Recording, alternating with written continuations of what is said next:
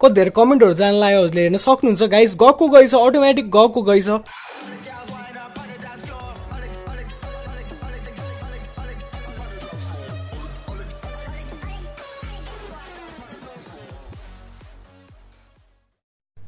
Hello guys this is उत्सव आजको भिडियोमा म हजुरहरुलाई फेसबुकको कुनै पोस्टमा अनलिमिटेड कमेन्ट मतलब अटो कमेन्ट कसरी गर्ने भनेर भन्न लागेको छु गाइज यो हाम्रो पार्ट 1 हो पार्ट 2 चाहिँ लगभग 3-4 दिनपछि आउँछ गाइज मैले किन पार्ट 1 र पार्ट 2 छुट्टै छुट्टै बनाएको भनेपछि मैले कम्बाइन गरेर बनाएको भए सायद हाम्रो भिडियो धेरै नै लामो हुन्थ्यो त्यही भएर मैले पार्ट छुट्टा छुट्टै ल्याएको छु गाइज अब हजुरले के गर्न पर्यो भनेपछि सुरुमा चाहिँ हजुरले अभियसली हजुरले फेसबुकबाटै कमेन्ट गर्नुहुन्छ के अरे अब गाइज यो जति पनि यो गेमहरु ल्याएको छन् अहिले 2K च्यालेन्जमा म यति यो गर्छु 3K कमेन्टमा म यो गर्छु भन्नेहरुलाई हजुरले एउटा मज्जाले जित्न सक्नुहुन्छ गाइज अब हजुरले के गर्न पर्यो भनेपछि अभियसली हजुरले कुनै फेसबुक अकाउन्टबाट नै कमेन्ट गर्ने होला त्यही भएर हजुरले आफ्नो अकाउन्टबाट गरे सायद हजुर एक दिनमा हजुरले एउटा फेसबुक अकाउन्टबाट हजुरले 4 कमेन्ट गर्न सक्नुहुन्छ गाइज यदि हजुरले आफ्नो ओरिजिनल आफ्नो अफिसियल अकाउन्टबाट कमेन्ट गरे सायद हजुरको अकाउन्ट एक दिनलाई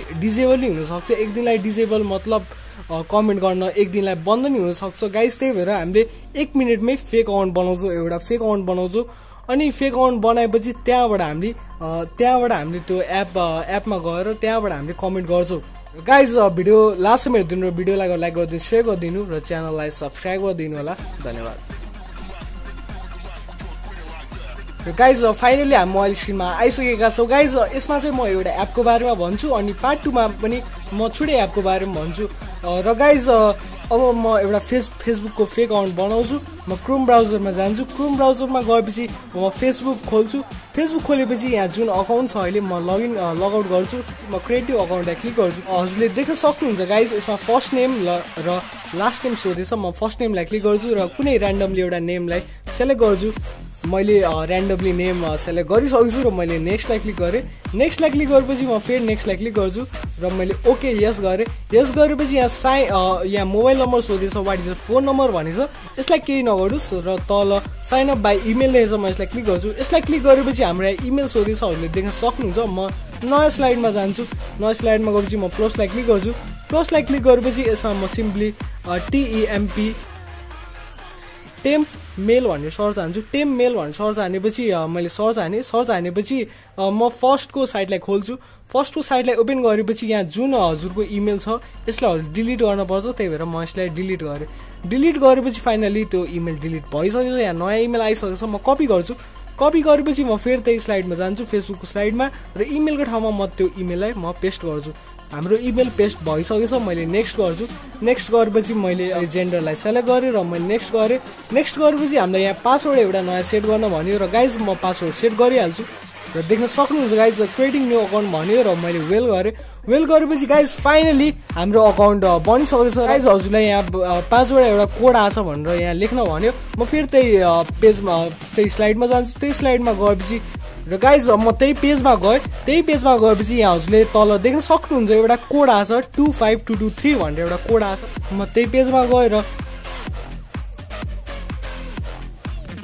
र गाइज म फेसबुकको पेजमा गएर मैले त्यो कोडलाई पेस्ट गरेपछि म कन्फर्मलाई क्लिक गर्छु कन्फर्मलाई क्लिक गरेपछि देख्न सक्नुहुन्छ गाइज म फेरि यताबाट क्रोमलाई सेलेक्ट गर्छु क्रोमलाई सेलेक्ट गरेपछि गाइज फाइनली हाम्रो त्यो अकाउन्ट बनिसकेछ म नेक्स्ट गर्छु नेक्स्ट गरेपछि म फेरि नेक्स्ट गर्छु अकाउन्ट बनिसकेको छ हजुरले जस्तो देख्न सक्नुहुन्छ हाम्रो अकाउन्ट एउटा फेक अकाउन्ट 1 मिनेटमै बनिसकेछ गाइज अब हजुरले त्यो इमेललाई अघि जुन कपी गर्नुभयो त्यहाँ टेम्पलेबाट त्यो हजुरले भुल्न चाहिँ भएन किनभने हजुरले एपमा चाहिँ त्यही इमेल हजुरले दिन पर्छ गाइज अब म यो एपलाई ओपन गर्छु एपलाई ओपन गरेपछि सिम्पली यस्तो आउँछ सुरुको इन्टरफेस यस्तो आउँछ यस्तो आएपछि म ओकेलाई क्लिक गर्छु ओकेलाई क्लिक गरेपछि हाम्रो अटोमेटिक सेटिङ हुन्छ यहाँ अटो क्लिकर अप्सन छ फर्स्टमा त्यसलाई म क्लिक गर्छु क्लिक गरेपछि यहाँ एसेबिलिटी भन्ने अप्सन छ म यसलाई नि क्लिक गर्छु यसलाई क्लिक गरेपछि यहाँ एउटा पर्मिसन सोध्छ मैले यसलाई पनि डन गरेँ डन गरेपछि म सिम्पली ब्याक गर्छु ब्याक गरेपछि गाइज यसमा चाहिँ हजुरलाई त्यस्तो अटो क्लिक यदि आएन भने यहाँ मोर डाउनलोडेड सर्भिस आउँछ मोर डाउनलोडेड सर्भिसलाई एकचोटि क्लिक गरे तल चाहिँ थर्ड अप्सनमा चाहिँ अटो क्लिक भन्ने हुन्छ हजुरले त्यहाँबाट अन गर्नु होला। र गाइज यदि त्यही पनि हजुरको भेटेन हजुरलाई भएन भने मलाई सिम्पली इन्स्टाग्राममा मेसेज गर्नु होला। गाइज मैले ब्याक गरेपछि हजुरले देख्न सक्नुहुन्छ यहाँ यस्तो आउँछ। यस्तो आएपछि म यहाँ मल्टी लेखेको ठाउँमा मैले यसलाई इनेबल गरेपछि सिम्पली हजुरको यहाँ 4वटा आइहाल्छ।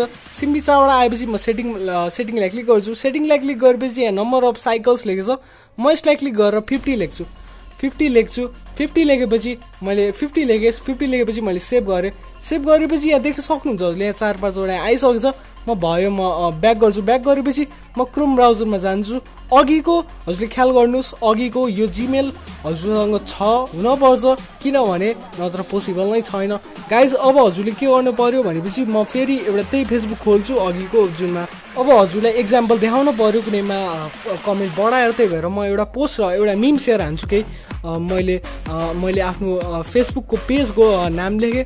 गाइज मैले पेजको नाम लेखेपछि मैले सर्च गरेँ। यदि हजुरले यो पेजलाई अहिलेसम्म हजुरले लाइक गर्नुभएको छैन भने सिम्पली हजुरले गएर लाइक गर्नु होला। यो पेज नि मेरै हो। र गाइज हजुरले देख्न सक्नुहुन्छ यहाँ यस्तो आएछ। यस्तो आएपछि हजुरले देख्न सक्नुहुन्छ यस्तो आएछ। म सेयरलाई क्लिक गर्छु र मैले पोस्टलाई सेयर गरेँ। गरेपछि पोस्ट सेयर भइसकेछ। र गाइज यो चाहिँ हजुरले जसको पोस्टमा नि हजुरले कमेन्ट बढाउन सक्नुहुन्छ, यो त्यही आफ्नैमा मिल्छ भन्ने पनि छैन। गाइज त्यहाँ मैले पोस्ट सेयर गरिसकेको छु, हजुरले देख्नुभयो। अनि हजुरले अब त्यो जीमेललाई गएर त्यहाँबाट कपी गर्नु। म फेसबुकमा जान्छु। गाइज अब त्यो हजुरले जुन अघि इमेल कपी गर्नुभयो उताबाट त्यो एकचोटि हजुरले यहाँ पेस्ट गर्नु। पेस्ट गरेपछि यहाँ हजुरले पासवर्ड दिनुहोस् जुन हजुरले नयाँ अकाउन्टमा सेट गर्नुभएको थियो। र गाइज फाइनली मैले पासवर्ड नि सेट गरिसकेको छु। मैले लगइनलाई ट्याप गरेँ। लगइनलाई ट्याप गरेपछि हाम्रो त्यो अकाउन्ट खुलिसकेछ। हजुरले सिम्पली यहाँबाट हेर्न सक्नुहुन्छ। र गाइज अकाउन्ट हाम्रो मजाले खुलिसकेछ। यहाँ अर्कै भाषामा छ। म यहाँबाट गएर ल्याङ्ग्वेज चेन्ज गर्छु। र गाइज फाइनली मैले ल्याङ्ग्वेज नि चेन्ज गरिसकेको छु। अब हजुरलाई कसैको पनि यहाँबाट पोस्टमा कमेन्ट गर्न छ भने सिम्पली प्रोफाइलमा जानुहोस्। त्यो मान्छेको म आफ्नै पोस्टमा कमेन्ट बढाउँछु। म तल जान्छु। यहाँ देख्न सक्नुहुन्छ गाइज मैले 1 मिनट अघि यो पोस्ट सेयर गरेपछि यसमा 0 लाइक छ, 0 कमेन्ट छ। म कमेन्टमा जान्छु। कमेन्टमा गएपछि हजुरले देख्न सक्नुहुन्छ यहाँ 4-5वटा यस्तो छ। अब म प्लसलाई ट्याप गर्छु। प्लसलाई ट्याप गरेपछि यो 1 छ। 1 मैले कुनै एउटा लेटरमा आएर राख्छु। फेरि प्लसलाई क्लिक गर्छु। प्लसलाई क्लिक गरेपछि यहाँ इमोजीको बटम छ। यहाँ सेन्डको बटममा कमेन्ट लेखेपछि जहाँ सेन्ड भन्ने अप्सन रकेट आउँछ त्यसलाई मैले 2 ठाउँमा राखेँ। गाइज मैले जीबाट हटाएर ईमा राखेँ। हजुरले नि यो माथिको अप्सनहरूमा माथिको लेटरहरूमा राख्नु होला। मैले ईमा राखेँ एउटा 1 भनी सर्कल ईमा राखेँ र अर्को चाहिँ मैले स्माइलमा राखेँ त्यो सेन्ड बटममा। र म प्लेलाई क्लिक गर्छु। प्लेलाई क्लिक गरेपछि देख्न सक्नुहुन्छ गाइज अटोमेटिक धेरै कमेन्टहरू जान लाग्यो। हजुरले हेर्न सक्नुहुन्छ गाइज गएको गइछ, अटोमेटिक गएको गइछ। अनलिमिटेड कमेन्टहरू जाँदैछ। हजुरले देख्न सक्नुहुन्छ अति इजी छ यो एप, केही गाह्रो छैन। यो जसले 2K 3K कमेन्ट भनेर पोस्ट गर्छ हजुरले मजाले डिस्ट्रोय गर्न सक्नुहुन्छ। देख्न सक्नुहुन्छ हजुरले आफै यहाँ अटो कमेन्टहरू गएको गइछ। मैले केही गर्छ छैन। यहाँ आफै कमेन्टहरू गएको गइछ। हजुरले मजाले देख्न सक्नुहुन्छ यहाँ आफै टाइप भएछ, आफै गछ। मैले केही गर्छ छैन। गाइज एकदम इजी छ प्रोसेस। हजुरलाई कस्तो लाग्यो मलाई तल कमेन्ट गरिदिनुहोस्। र गाइज देख्न सक्नुहुन्छ 1 मिनटपछि खै आफै यस्तो बिग्रेपछि म पज बटमलाई यसलाई प्ले बटमलाई क्लिक गर्छु। प्ले बटमलाई क्लिक गरेपछि म फेरि राइट अ कमेन्ट जहाँ लेखेको छ एकचोटि त्यसलाई क्लिक गर्छु र कीबोर्ड आउँछ। कीबोर्ड आएपछि म फेरि प्ले अप्सनलाई म क्लिक गर्छु। प्ले अप्सनलाई क्लिक गरे बित्तिकै हजुरले देख्न सक्नुहुन्छ फेरि कन्टिन्यू भइसकेछ। देख्न सक्नुहुन्छ अझै पनि अटोमेटिक कमेन्ट गएको गइछ। मैले ईबाट आरमा राखेँ। देख्न सक्नुहुन्छ गाइज इभेन कति धेरै कमेन्टहरू गएको गइछ, अटोमेटिक गएको गइछ। गाइज हजुरलाई यो प्रोसेस कस्तो लाग्यो? जसले 2-3 केही कमेन्ट गर्छन् हजुरले तिनीहरूको मजाले एक दिनमै हजुरले यहाँबाट बढाउन सक्नुहुन्छ। फेरि बिग्रेपछि म पजलाई क्लिक गर्छु। पजलाई क्लिक गरेपछि म कीबोर्डलाई क्लिक गर्छु। कीबोर्डलाई क्लिक गरेपछि यहाँ फेरि अटोमेटिक हाम्रो फेरि जान लाग्यो। गाइज म एकछिनलाई पज गर्छु। यो बनिसकेको छ। म यसलाई पज गर्छु। पज गरेपछि म ब्याकलाई क्लिक गर्छु। ब्याकलाई क्लिक गरेपछि फेरि प्रोफाइल खुल्यो। मैले रिफ्रेस गरेँ। देख्न सक्नुहुन्छ मैले रिफ्रेस गरेपछि म तल जान्छु। र गाइज अघि हाम्रो 0 कमेन्ट थियो भने अहिले हाम्रो पोस्टमा 97 कमेन्ट भइसकेछ। काम भइसकेपछि म माइनसलाई क्लिक गर्छु। माइनसलाई फेरि क्लिक गर्छु र यसलाई यहाँ लास्टको अप्सनलाई क्लिक गरेर एक्सलाई क्लिक गर्छु। कटलाई क्लिक गरेपछि गइसक्छ।